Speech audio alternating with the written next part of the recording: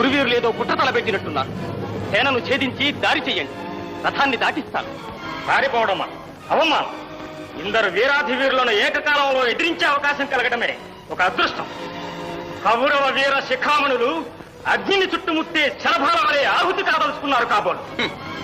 ఆహుతి అయ్యేది ఎవరో అచిరకాలంలోనే అర్థమవుతుంది. ప్రాణాలకు ఆశించి పలుమార్లు పలాయన మంత్రం పఠించిన ఆ సత్యం అర్థం కాకపోవడం మీ దురదృష్టం. నీ అదృష్టమేమిటో ఇప్పుడే తేలుస్తాం.